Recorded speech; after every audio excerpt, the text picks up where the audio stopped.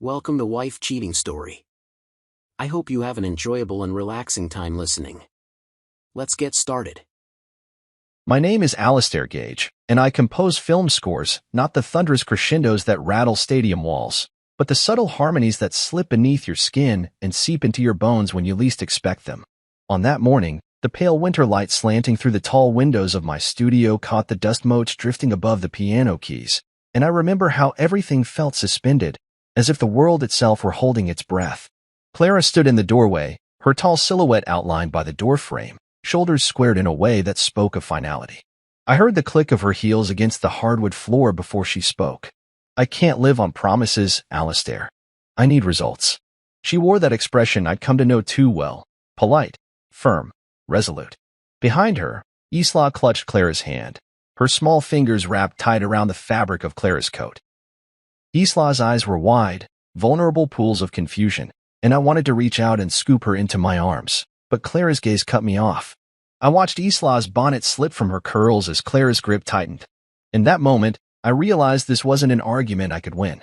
Clara had already decided that my dream of composing honorable, meaningful music wasn't enough to support the life she envisioned, a life defined by upward mobility, corner offices at Sterling Bank, and the steady hum of recognition. My climate documentary scores might have won heartfelt praise at small festivals, but they brought neither bank accounts flush with zeros nor the respect of high-flying financial circles. I didn't fight. There was a strange calm in that acceptance, the same calm you find at the end of a long exhale. Instead of standing my ground, I stepped aside, offering Clara and Isla the path she wanted, clear and unobstructed. I watched as Clara crossed the room, gathering Isla against her coat, and felt something break inside me. Not resentment or rage, but grief so sharp I tasted copper. She turned back once, her face impassive. "I'll take care of her," she said. Then they were gone, their footsteps dwindling down the hall until the only sound left was the echo of Clara's words and the soft tap of my heart beating in my chest. I stood alone in the middle of my studio, surrounded by the instruments that had been my refuge. Organ pipes mounted on the wall, a collection of vintage synthesizers, and the grand piano whose keys I knew by memory. The silence pressed in on me. I ran a hand through my hair and came to the piano, lowering myself onto the bench. My fingertips hovered over the ivory keys, and I played a single chord, a low, resonant minor third that trembled through the air. It felt like the beginning of a requiem. I needed to record something, anything, to anchor myself to the moment. So I began to compose, a series of slow, melancholy motifs punctuated by sudden surges of hope, the emotional paradox of heartbreak. As the melody unfolded, I remembered how Clara and I used to talk about our futures. She saw herself in glass towers, drafting financial strategies and leaving her mark on corporate balance sheets. I saw myself beside her sometimes, scoring her triumphs, but I never imagined that my success would hinge on gold-plated spreadsheets. Composing was my truth, an honesty I couldn't monetize the way Clara wanted. The irony stung. I had given my all to create beauty for other people's stories, yet I failed to write a reassuring narrative for the life I shared with Clara. But as the chords flowed, I felt a flicker of something else, resolve. I would keep composing, because that was what I knew. The hours slipped by unnoticed. I lost track of time as I layered strings beneath piano, wove in subtle woodwinds, and let a solo cello carry the heart of the piece. When the final note faded, the clock on the wall read past midnight, and the city lights outside glowed like distant constellations. In that moment, I realized two things. First, that I was exhausted, bone-tired from the emotional weight of the day, and second, that I felt strangely alive.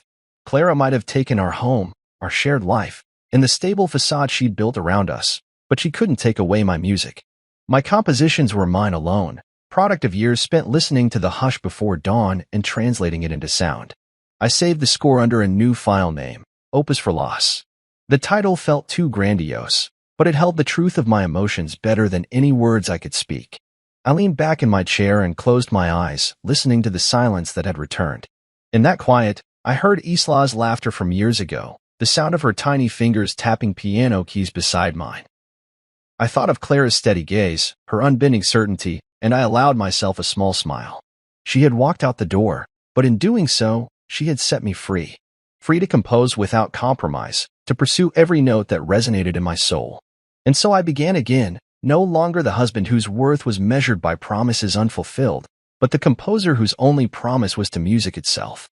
The house, the friends, even the familiarity of shared history could fade, but the melodies I created would endure. I stood and stretched, then walked to the window and looked out at the city that never truly sleeps. Somewhere out there, people listened to my work without knowing my name, allowing my music to become the soundtrack of their own moments, quiet and profound. Clara's departure hurt me more than I cared to admit, but as the night settled around me, I felt something else stir, hope, like a single note suspended in the air, waiting to blossom into a symphony. After the divorce, I traded our spacious brownstone in Brooklyn Heights for a cramped one-bedroom loft in downtown, an industrial relic with exposed brick, lofty ceilings, and windows so tall they framed the skyline like a living painting. The space barely held my grand piano. Its lid scraped the metal ductwork whenever I opened it more than an inch. But I didn't mind the squeeze, because in that narrow room, the silence breathed around me, clearing my head in ways the hollow echo of an empty house never could. Sleeping on a futon at the foot of the piano, I learned to distinguish between the rhythms of my own breathing and the distant wail of sirens on Clinton Street. At 2 a.m, when the city rattled its pipes, I would unlatch the piano lid and coax minor chords until the tumult outside faded into something resembling peace. Clara, by contrast, ascended the ranks at Sterling Bank with a precision that left no room for doubt. I saw the occasional headline in the Wall Street Journal: Sterling Bank names Clara Gage Regional Vice President, or rising star at Sterling Bank poised for CFO role. With every promotion, I imagined her stepping into bigger boardrooms and flashing a steely smile at colleagues who didn't know her beyond her polished title. She was living the conventional success story I'd always thought I'd share, only it had a different co-author now. As for our daughter, Isla, she oscillated between those worlds. Weekend visits in my loft, where she learned to draw musical notes beside my sheet staves, and weekdays in Clara's pristine townhouse, where she traded those sketches for algebra worksheets and etiquette lessons.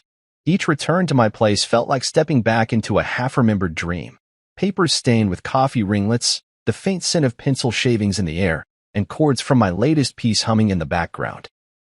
Isla would perch on the edge of the piano bench and ask, "Daddy, what does this part mean?" I'd smile and say, "It means we're still here, finding our way." My turning point arrived unexpectedly, like a note I didn't know I'd written.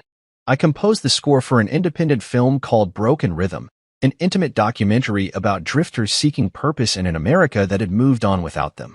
The director, a young woman with a constellation of freckles and an unshakable conviction, told me she needed music that felt like home even when you were lost. I worked 20 hours a day for weeks, layering piano arpeggios with distant horns, weaving in subtle percussion that mimicked the pulse of heartbeats and subway wheels. When the film premiered at Sundance, the audience sat in hushed darkness, and as the credits rolled, the credits lingered on my name, Alistair Gage, composer. My heart thundered with pride. The buzz spread. Indie festivals in Toronto, Berlin, and can build Broken Rhythm as the film that resonated because of its soul-stirring soundtrack. Then came the call I dreamed of in secret, an invitation to attend the Academy Awards. I flew to Los Angeles, wearing a rented tuxedo that felt like a costume and perched on a stool backstage, waiting for my moment. When they announced Best Original Score and I stepped onto the stage, the lights flattened me into a silhouette. My voice trembled as I thanked my collaborators, my family, Clara and Isla, though Clara wasn't there, in the city that had taught me to hear beauty in broken things. Outside, paparazzi flashes exploded like fireworks, and I realized how far from that one-bedroom loft I'd come. The Oscar changed everything, though I kept my life as unchanged as possible. I returned to Brooklyn and signed the deed to a new studio space. An airy room facing the East River, complete with windows so wide you could watch the sun rise over Manhattan Bridge. I founded Gage Music Collective, a small but fiercely dedicated group of composers, sound engineers, and orchestral arrangers. Our first contracts brought in 7 figures. By the end of the year, I'd crossed 8. I answered invoices in crisp black numbers, wired payments to myself, and felt a thrill at watching my bank balance climb. Yet I never changed the way I composed, the way I spent nights at the piano arranging violin sections or coaxing electronic pulses out of a synthesizer. The money was a byproduct, not the goal. Through it all, Clara never called. No congratulatory text after the Oscar, no envelope embossed with Sterling's logo and an invitation to speak at a bank luncheon, no request to revise her favorite lullaby theme for Isla. I wondered if she saw my success as a betrayal, a tacit rebuke to everything she had sacrificed. When we divorced, she took the house and most of our mutual friends. Now she had my daughter's weekends and a corner office. I had applause from strangers and the hum of a thriving collective. Neither path was perfect, but it was ours, divided. Isla celebrated my triumphs in her own way. She learned to say, "That's my dad," when reflected in screenshots, and on our visits, she'd wander through the new studio, pressing buttons on the mixing console and peering into soundproof booths. Once, she coaxed a timpanist playing a test beat to let her tap along, giggling as the vibrations rattled the floor. I watched her and recalled when she was small enough to nestle in my arms and drift to sleep as I improvised bedtime melodies. She had grown into a young woman with her own dreams, her own rhythms to discover. And so my life settled into its new cadence. Mornings spent reviewing contracts and mentoring junior composers. Afternoons at the piano or perched in front of a computer monitor editing orchestral tracks. Evenings alone in the loft, sipping black coffee and writing new themes until dawn. The loft had become my sanctuary and my workshop. The silence that once felt like emptiness was now a canvas for creation. Clara's voice lingered in memory, sometimes like a distant chord that didn't resolve, but I no longer felt wounded by it. Instead, I felt gratitude for the quiet spaces where I heard my own muse, for the daughter who reminded me to keep dreaming, and for the unexpected film that changed everything. In the solitude of that loft, with the piano's black silhouette against the window, I realized success wasn't a destination but a composition, built note by note, crescendo by crescendo, through persistence and passion. Clara had walked out the door when I wasn't yet ready, and maybe that was the only way I became the composer I needed to be. As the city lights shimmered beyond the glass and the distant rumble of traffic became a low bass line, I sat at the piano, placed my fingers on the keys, and began to play a new piece. The melody rose gently, full of possibility, and I understood that the long silence had led me here, to this moment of harmony. The morning the silver-embossed envelope arrived, I was up before dawn, working on a string quartet that hummed with restless longing. The curve of my mailbox overlooked the East River rippling in the weak light, and inside the envelope lay a single card, heavy, cool to the touch, and embossed with cursive so elegant it might have been written by hand. My name was printed on the front, Alistair Gage. I hesitated before breaking the seal, as though I could spare myself the sting of memory. Inside, the invitation gleamed. Clara Gage and Griffin Vance request your presence at their wedding celebration, Saturday, May 16th, 6 o'clock in the evening, the Metropolitan Club, Manhattan. I set the card on the piano and let my gaze drift to the windows, where the rising sun painted the sky with strands of pink and gold. I imagined Isla's face as she opened her own invitation, her mixture of delight and hesitation. She would celebrate her mother's new beginning, I knew, and I wanted to be there for her, even if every detail reminded me of what I had lost and what I had built anew in the intervening years. The Metropolitan Club, pristine marble columns, crystal chandeliers, and waiters in white gloves. Clara had once called that place a shrine to success, and now she would exchange vows there with a man whose reputation for venture capitalism was matched only by his polished and polished-over personality. I folded the card carefully and slipped it into my jacket pocket. Later, when Isla came to visit, I handed it to her. Her eyes flicked up at me, measuring the weight of the invitation in her hand. "You going?" she asked softly. I nodded. "I want to be there for you," I replied. She tucked the card into her purse and smiled, but there was something in her gaze, something vulnerable yet courageous, that reminded me of who she had become, my daughter, straddling two worlds with grace and grit. That evening, I prepared for the wedding as though I were composing a piece of music. I tried on jackets until I found one navy enough to feel formal but not austere, polished my shoes until they caught the lamplight, and rehearsed a courteous smile in the bathroom mirror. I practiced calm, steady breathing, reminding myself that every chord of anxiety could be transformed into something beautiful if I chose to write it differently. Before I left, I paused at the piano, played a single chord, and whispered, "This one's for you." The Metropolitan Club came into view as I turned off Fifth Avenue, towering stone facade, heavy wooden doors carved with artful swirls. I stepped inside to a hushed lobby of marble floors and echoing hallways, where I felt simultaneously out of place and inexplicably at home, the paradox of every composer who walks through the corridors of grandeur bearing a melody born from quiet rooms. I signed in at the reception desk, collected my place card, and followed a string of guests into the grand ballroom. The rooftop party was already in full swing by the time I arrived. Orchids and blush tones spilled across low tables, and white-gloved waiters navigated the crowd with trays of champagne flutes that caught the skyline's glow. Soft laughter spiraled into the night air as guests mingled beneath twinkling lights, the Hudson River a dark ribbon beyond the glass barriers. Clara stood near the bar, resplendent in an ivory gown that fell like liquid satin, her hair swept into an intricate chignon. Griffin Vance arrived beside her, his tailored suit cut with surgical precision, a smile that gleamed too brightly to be entirely genuine. Isla ran toward me, her heels clicking softly against the marble floor. She wore a champagne-colored dress that matched her mother's gown palette, and her curls bounced as she threw her arms around me.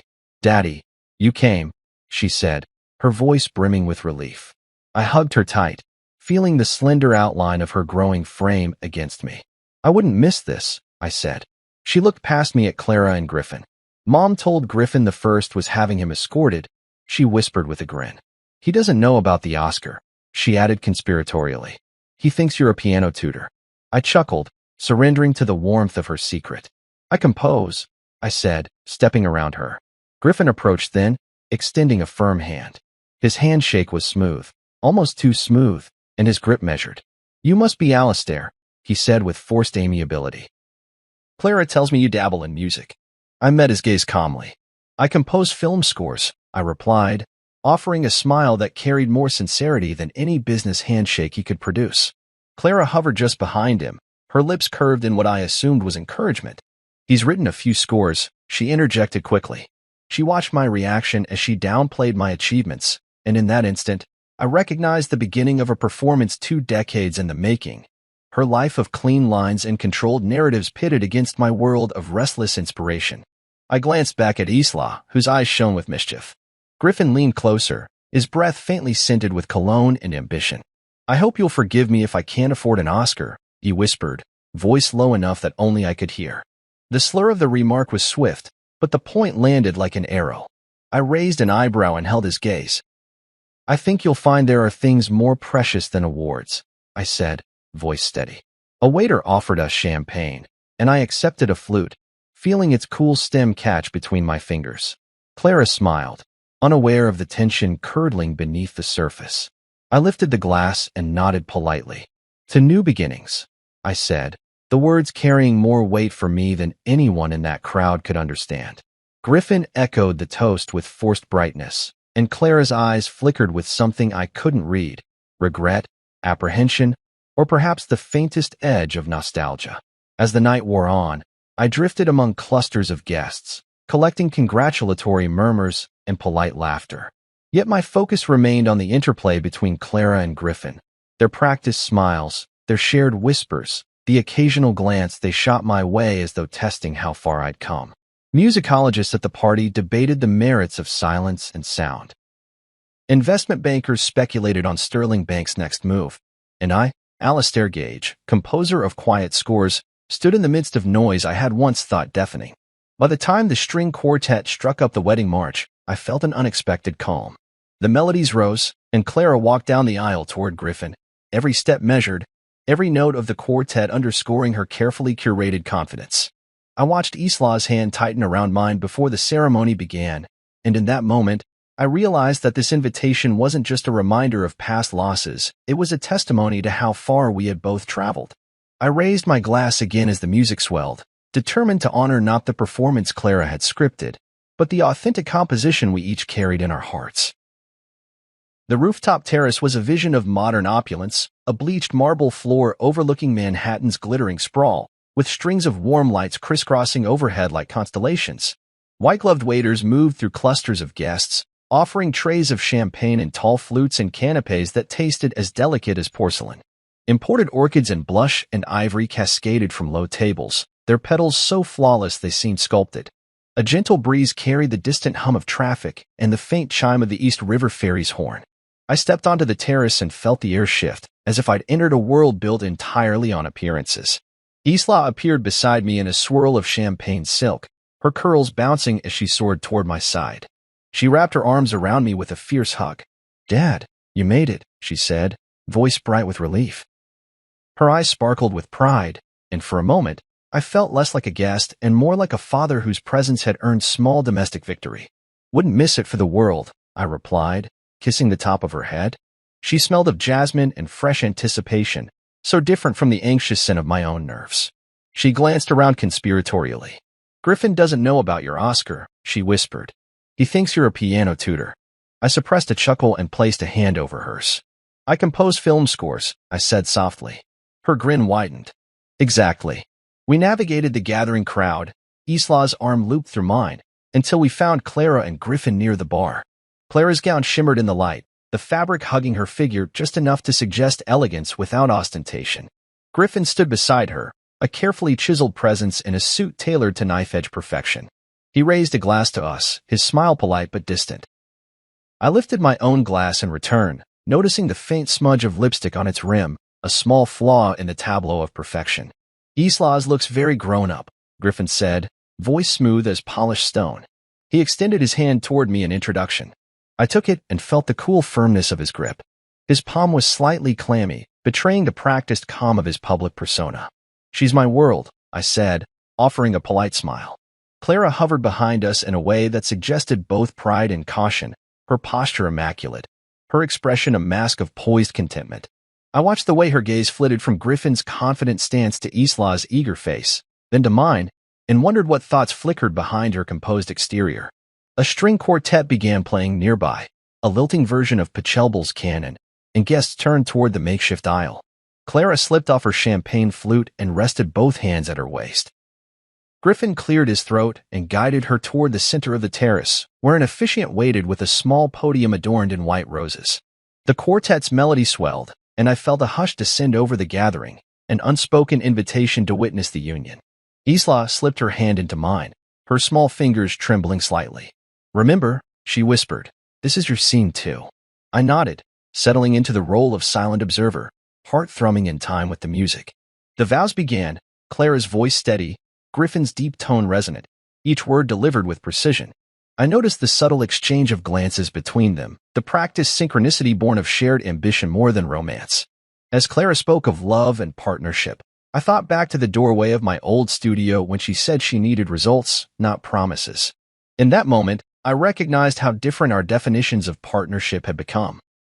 When Griffin declared, "I promise to provide stability, to protect and cherish," I felt a familiar tension coil inside me. It was the same tension I'd felt when I watched him hand Isla the invitation card with a veneer of warmth that masked possessiveness. I resisted the urge to stand and interrupt, to remind him that provision isn't measured only in financial terms, but in devotion to art and understanding a child's heartbeat beneath a violin solo. As Clara repeated her own promises to support his ambitions, to stand by him through every venture, I caught a glimmer of regret in her eyes, quick as a shudder. Perhaps she sensed the dissonance between their scripted declarations and the chords of authenticity that lay beneath. Because mere seconds later, when the officiant pronounced them husband and wife, and the quartet shifted into a triumphant march, Clara's smile faltered before she lifted her face to his for the kiss. The applause rang out like 1,000 cymbals crashing, and I let myself be swept up in the movement of celebration. Champagne flutes clinked, and guests rose from their seats to offer whispered congratulations. I watched Clara step away from Griffin and wave at her guests, her grace unmarred, but I could still see the fleeting ripple of something unsettled. Later, I found myself at the edge of the terrace overlooking the city lights, the moon pooling silver across the skyscrapers. My glass felt heavy in my hand. Griffin joined me, leaning against the stone balustrade. He offered me a half-smile. "Enjoying the view?" he asked. I looked out at the horizon and then back at him. "It's beautiful," I said. "But sometimes it's the unseen notes that make the music worth hearing." He glanced at me, brow lifting. "Unseen notes." I took a sip of champagne and met his gaze. Yes, those moments of truth that happened between the lines. My words landed between us, an unspoken challenge. He stiffened, then tilted his head and nodded. Interesting perspective from a piano tutor. I set down my glass and faced him fully.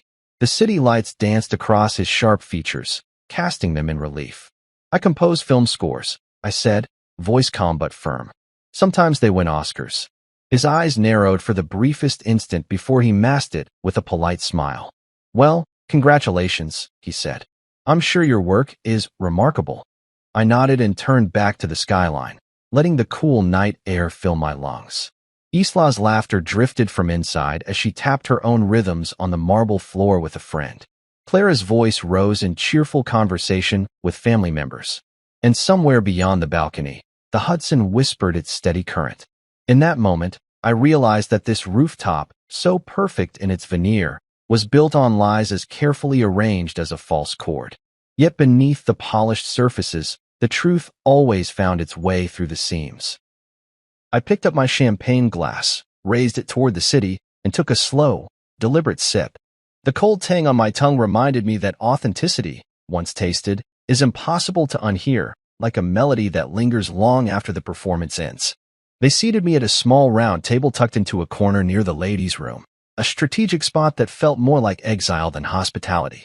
The linen tablecloth was stiff and starched, embroidered with an intricate pattern of golden vines that caught the chandelier's glare. My wine glass, still half full of muted burgundy, bore a faint smear of crimson lipstick at its rim, a silent testament to some previous guest's hurried departure. The scent of roses, imported, I imagined, mingled with the sharper tang of alcohol and perfume, creating a heady bouquet that roiled in my chest with each breath. I inhaled slowly, reminding myself that this evening was as much about patience as it was about performance. Jason Mercer, Clara's younger brother and one of the few allies I still had in this family drama, slid into the seat beside me. He wore a custom-tailored tuxedo that looked comfortable only because he'd owned it for years. His grin was amused, conspiratorial, like someone who knows the secret punchline to a joke no one else has heard. "Griffin's been bragging about her upgrading," he whispered, nodding toward the center of the ballroom where Clara and Griffin laughed among a cluster of admirers. His voice was low and wry, a dry sarcasm that spoke volumes. "He says she's finally trading up, from a starving artist to a serious financier's trophy wife." I lifted my glass and took a measured sip, letting the scotch's warmth spread through my veins. I didn't respond to Jason, because there was nothing to say. Words were unnecessary when the atmosphere itself carried the barbs. The clink of silverware on porcelain, the hushed conversations, the swell of background music. All provided a soundtrack more piercing than the most trenchant critique. Around me, guests raised their glasses, murmured congratulations, and leaned into the clipped notes of the string quartet.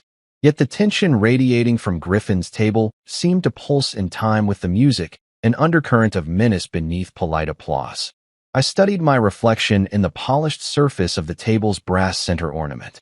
In the candlelight, my face looked both calm and hollow-eyed, as though sculpted by experience rather than youth. I traced the faint lines around my eyes, the kind that deepen when laughter and sorrow mix, and wondered how Clara would react if she saw me now. Would she regret trading our shared imperfections for this sterile veneer of success? Or would she remain blind to the fact that authentic emotion cannot be brushed away?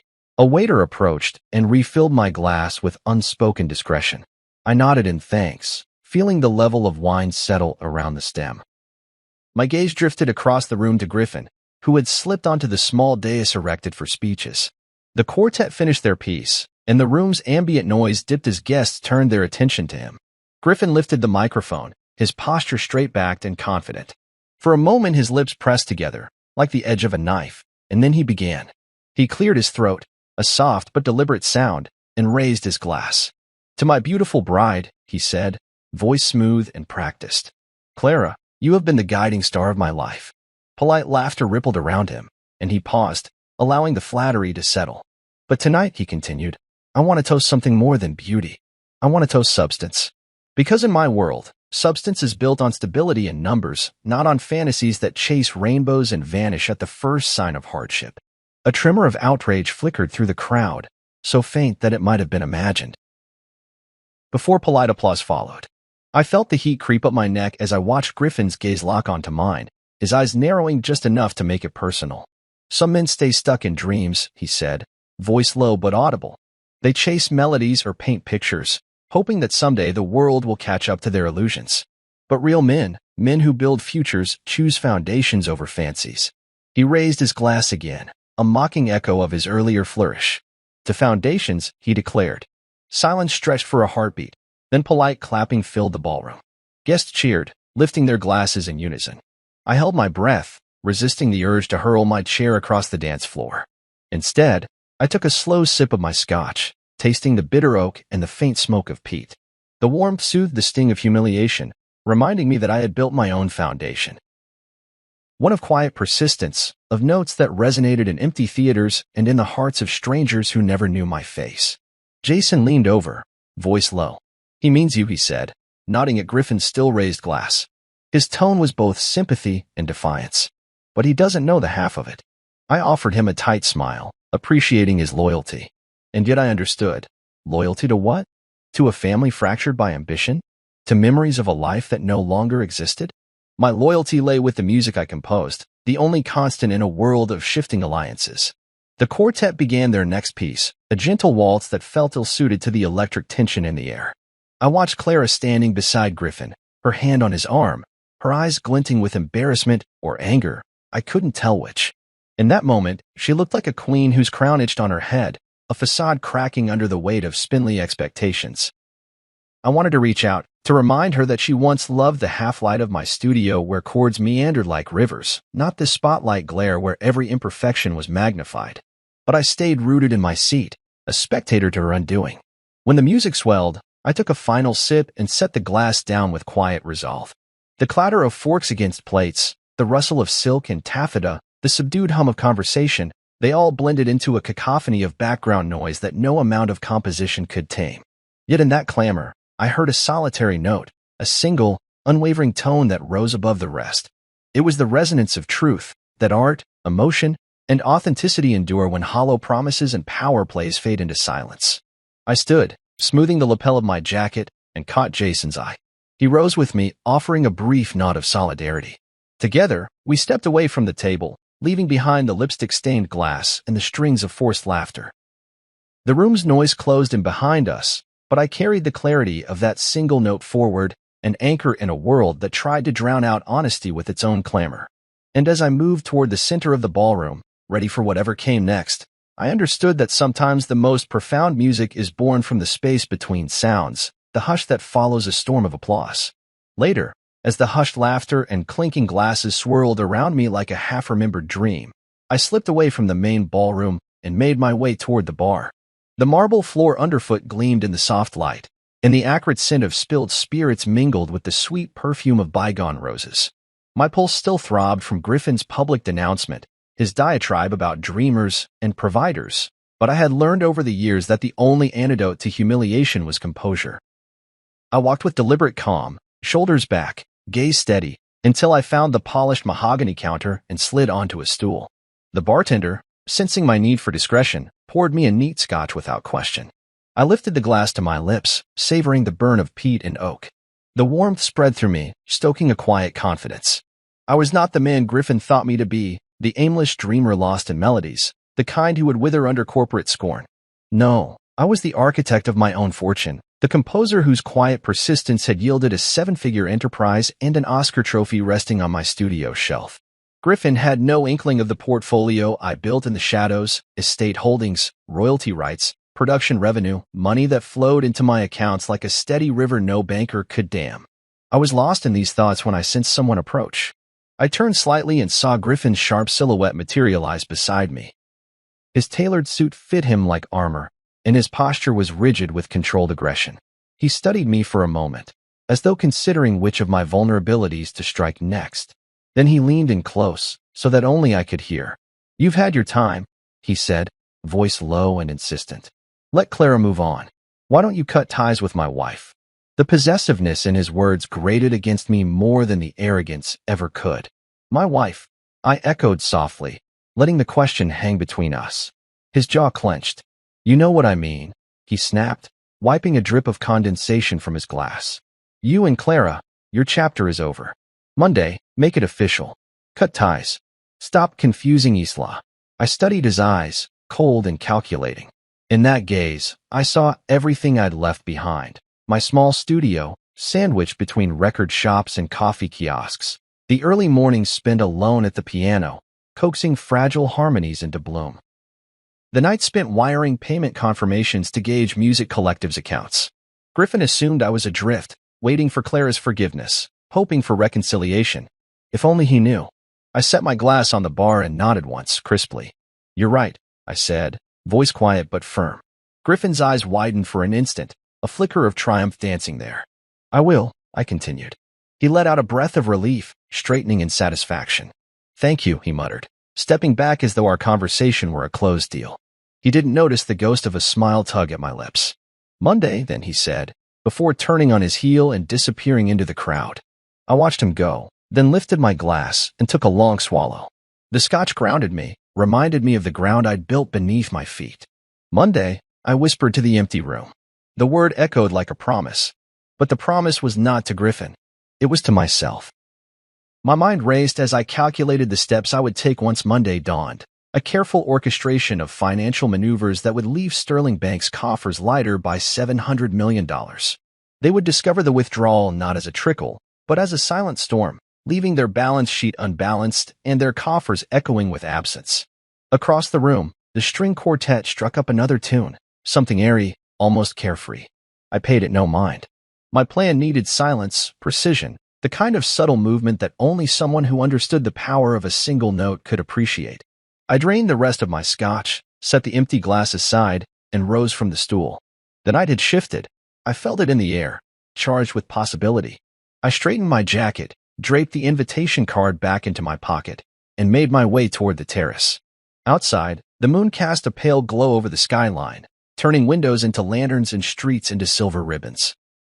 The city hummed with hidden energy, as if it sensed my resolution. I found an empty bench near the glass railing and sat, pulling my coat tighter against the slight chill. My breath misted in the air as I contemplated the future, not the future Griffin envisioned, but the one I crafted in the quiet hours, where each decision was a careful chord progression leading to a final, resonant chord. A gust of wind carried the faint echo of laughter from the party beyond, a reminder that life marched on, ignorant of the battles fought in hushed corners. I closed my eyes and centered myself on the sounds that mattered, the distant rumble of the river, the soft hum of traffic, the whisper of my own heartbeat. In that stillness, I felt the first stirrings of triumph, a quiet affirmation that sometimes you have to play a long game to win. I stood and made my way back inside, passing clusters of guests who raised curious glances as I strode past. Some offered polite nods. Others looked at me as though I carried news of calamity, perhaps sensing the tension still crackling in the air. I ignored them all, heading straight for the exit, my mind already mapping the steps I would take come Monday morning. As I crossed the threshold into the night, I pulled out my phone and composed a brief email to my financial advisor. Begin transfer protocol. Account X321 to account Gage Holdings. Total transfer, $700 million. Execute Monday 9 a.m. sharp. I paused before hitting send, savoring the calm certainty of the plan. Then I tapped the screen and sent the message. The phone buzzed in my hand, confirmation of delivery. I pocketed it and gave the city one last look, a metropolis built on deals and declarations, unaware that one man held the power to shift its currents. I tucked my hands into my coat pockets and set off down the street, each step echoing in the quiet of my own resolve. Monday would come, and with it, the transfer that would sever Griffin's illusion of ownership and reopen the door to my own narrative. The night embraced me like a symphony's final chord, complete, unassailable, and charged with promise. Dinner wound down in a haze of half-empty plates and fading laughter. The last notes of the quartet drifted through the ballroom like confetti settling after a fireworks show. I sat at my table, tracing the rim of my water glass with a fingertip, letting the cool edge remind me that I was still grounded in reality. Around me, guests exchanged gentle farewells, muted hugs, compliments on the flowers, whispers about the late hour. My gaze drifted to Clara, who stood with her back to the balcony windows, talking quietly with her mother. Her gown caught the chandelier's light, transforming the fabric into a river of ivory. I remembered the woman who once thought that chasing safety meant sacrificing her heart. I rose and approached her slowly, mindful of the hush that fell over the room as people recognized my movement. Clara's conversation with her mother paused, and she turned to me with that practiced smile, polished, polite, but not quite reaching her eyes. "Thank you for coming, Alistair," she said, voice even. "I know this night wasn't easy." Her words were soft, but I heard the gentle edge of accusation hidden beneath the civility. I nodded, folding my hands in front of me. Isla's happiness matters more than any discomfort, I replied. I watched Isla slip away, joining a circle of friends near the hors d'oeuvres table, her laughter rising and falling like a melody I used to compose. Clara's mother cleared her throat and drifted back to her own table, leaving Clara and me in a quiet pocket of the room. Her fingers flexed at her sides, as though she missed the clasp of my hand. The seconds stretched between us until Clara's voice cut through the silence. "Your daughter told me you and Griffin had a nice chat," she said, lips curving into a half-smile. "I appreciate you making the effort." Her compliment felt like a test, a way to measure how far I'd come, or how far I might still fall. I inclined my head. "Thank you for the invitation," I said, "and for including me." She studied me for a moment, eyes flickering with something unspoken, regret, perhaps, or the faint ache of memory she'd left behind. "I never expected you to be such a presence here," she admitted. Her words were honest, brittle as spun glass. I considered her reflection in the window, the woman who once believed that stability was the only currency that mattered. "I've built a life," I said quietly. "A successful one. I didn't need to prove anything to you, Clara." My statement landed between us, charged with years of unspoken frustrations. Clara's shoulders sagged imperceptibly, as though she realized the emptiness of the promises she once embraced. Before she could reply, Griffin's voice rose in the background, calling for attention. The crowd parted as he stepped onto a small platform, lifted a glass, and cleared his throat. His posture was rigid with confidence, an actor who knew exactly when to project authority. "Friends and family," he began, voice resonant. "Tonight we celebrated love and partnership. But there's something I believe needs to be said." Murmurs rippled through the guests. I leaned forward, curiosity piqued. "We live in a world where actions speak louder than words," Griffin continued, gaze sweeping across the room until it landed on me. "And sometimes, one must choose between fantasy and reality." A hush fell. I watched Clara's face tighten. Her lip quivered for the briefest instant before she composed herself. Griffin paused, the silence swelling like a drawn-out chord. "Some people dream," he said, voice deliberately pitched low. "Others provide." His gaze met mine, unblinking, and I felt the weight of every scornful word he'd uttered that evening settle like stones in my chest. The guests applauded, uncertain cheers that brushed the edges of the room. Wine glasses tapped together and forks stilled midair. I took a breath, imagining the steady cadence of my daughter's heartbeat in the next room, the steady insistence of truth pressing against emptiness. I rose from my chair, the room's attention pivoting toward me. I lifted my glass, feeling its stem cool and reassuring between my fingers. "Well said, Griffin," I declared, voice resonant enough to carry across the hush. "And in the spirit of providing, for those of us who understand its true meaning, I have an announcement." The guests leaned forward, forks forgotten, eyes trained on the platform. Clara's lips parted in shock. "On Monday morning," I continued, voice steady, "I will be closing my $700 million account at Sterling Bank." The silence that followed was absolute, so complete it pressed against the walls, eliciting gasps and startled murmurs. I lowered my glass slowly, savoring the moment when the facade cracked. Clara's champagne flute slipped from her fingers, shattering on the marble floor. I met Clara's gaze, intense and unflinching. "I'm not doing this for you, Clara," I said quietly. "I'm doing it because of them." My words landed like a final note, pure and undeniable. Griffin's jaw slackened, betrayal and perhaps fear flickering in his eyes. The guests murmured, words cascading like dominoes. Clara's face went pale, her hand trembling as she reached for Griffin's arm. I turned and walked away, the echo of my footsteps marking the end of the performance. The music resumed all around me, diners picking up forks, servers refilling glasses, but in that fractured silence, I heard the sweetest chord of all, justice played on the strings of truth. Clara's champagne flute slipped from her hand and shattered on the marble floor, the crystalline shards scattering like failed promises. The shriek of breaking glass punctured the stunned silence, and in that moment the room seemed to tilt on its axis. Guests who only seconds before had offered polite applause now gasped, hands flying to mouths, faces drained of color. Griffin's composure shattered too, his posture, once a fortress of arrogance, collapsed into disbelief. I watched him step forward, eyes blazing, but Clara's hand on his arm stopped him, her fingers trembling as though she feared he might strike me. I felt no triumph or malice in that moment, only a serene conviction that truth, once spoken, must be lived. I stepped away from the dais, each footfall resonating on the marble tiles like a drumbeat marking a turning point. The quartet's music stumbled into an awkward pause before the violinist resumed with hesitant grace, as if afraid to disturb the charged atmosphere. Clara's mother hovered at the edge of the crowd, shock etched in every line of her face, while Jason stood behind me, shoulders set like a shield. Isla, pale and wide-eyed, gripped my arm, her small frame trembling. In that instant, I realized the cost of my declaration. It was not just bank balances and reputations at stake, but our daughter's sense of security. I stooped and brushed a fragment of glass from her shoe, meeting her gaze with a steadying smile. "It's okay, Isla," I whispered. "We'll make it right." Around us, the guests began to murmur rumors. Did he just? Is she leaving him? What will Sterling Bank do? Waiters backed away with polished trays, careful to avoid disturbing the fractured stillness. Griffin stepped forward again, voice tight.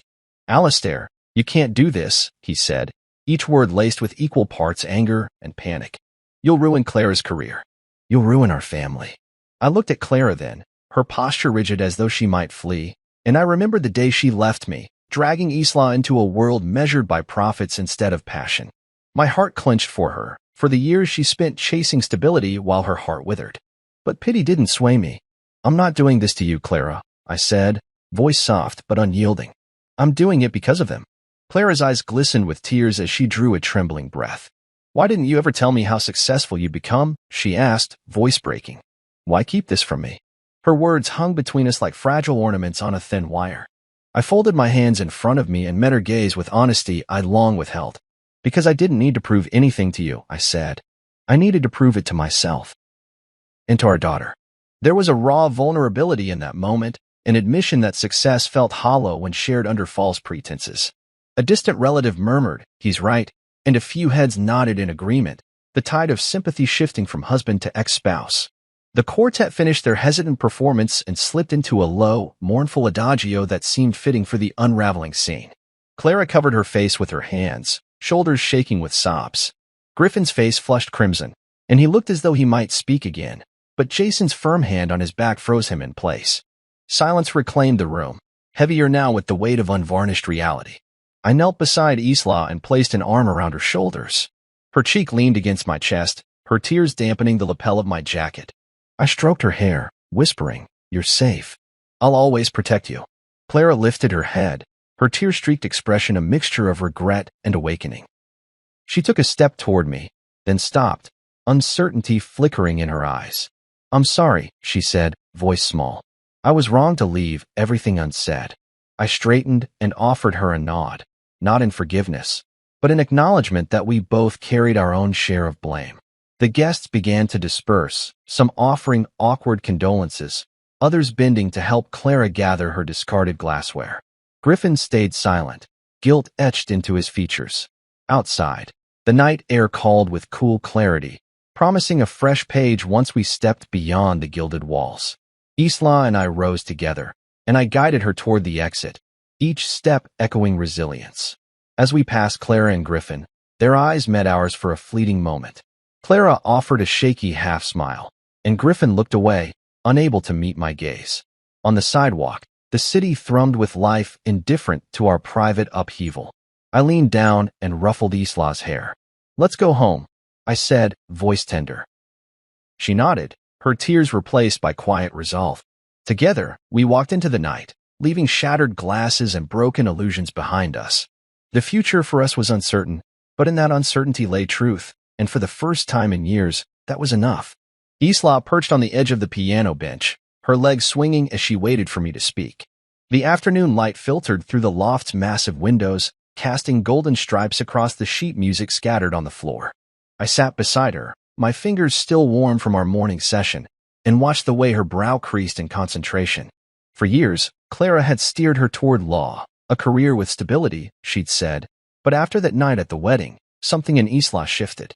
She needed to discover her own path. "Dad," she began, voice steady, "I've been thinking." She unfolded a crisp sheet of manuscript paper, revealing the final version of her composition. The header read simply, "New Beginnings." Beneath it, a flowing melody for piano and strings wove through pauses as deliberate as a held breath. My heart thumped with pride and a flicker of worry. This was her choice, but it was uncharted territory. "I don't want to go to law school," she said, eyes bright. "I want to study music production. I want to build scores, not just argue cases." I closed my eyes and inhaled, tasting the dust and ink of the studio that had become my world. Memories of late nights wrestling with harmonies, of the rush when a film editor first played my cue, washed over me. Then I opened my eyes and looked at her, seeing the same spark I'd once seen in myself. "Isla," I said softly, "music isn't an easy road. You'll face skeptics, deadlines you can't control, moments when inspiration feels miles away. But every note you write will be yours, pure and unrepeatable." She nodded, lips pressed together, absorbing my words like chords settling into place. She reached forward and placed her fingers on the keys, playing the motif she'd written. Each note rose with clarity, carrying both vulnerability and conviction. The cello line followed, voiced on the piano by gentle arpeggios, and a soft electronic pulse hummed beneath. As the melody unfurled, I felt tears prick at the corners of my eyes, not for the hardships she might face, but for the courage she displayed now. When the final chord lingered and faded into silence, she looked at me, breathless. "This is what I want," she said. "I need your help to make it real." I stood and walked around the piano, wrapping my arms around her shoulders. "Then let's make it real," I replied. Together we mapped out a plan: summer courses in sound design, internships at production houses, mentorships with composers I trusted. I would introduce her to my colleagues, open doors she never knew existed. And in return, she would teach me to see music through fresh ears. The way a first bloom surprises a gardener every spring. Later, as we reviewed her revised score under the soft glow of studio lamps, I realized that her choice reshaped both our futures. No longer was I just her mentor, I was her collaborator, a fellow traveler on a path defined by melody and possibility.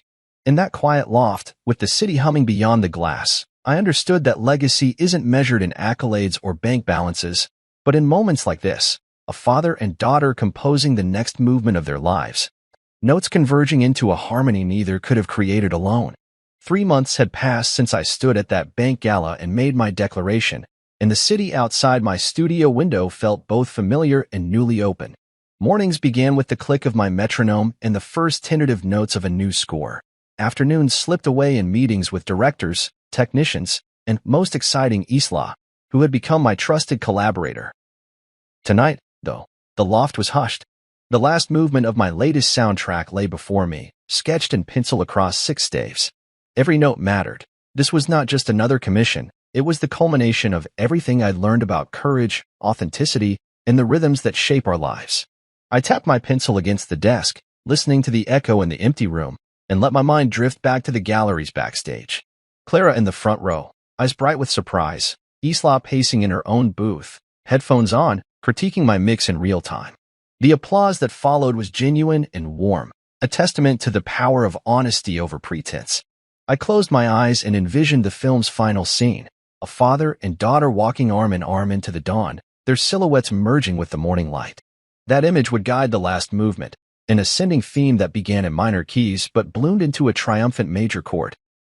I returned to the piano and played the opening phrase, a sighing motif that hovered between melancholy and hope.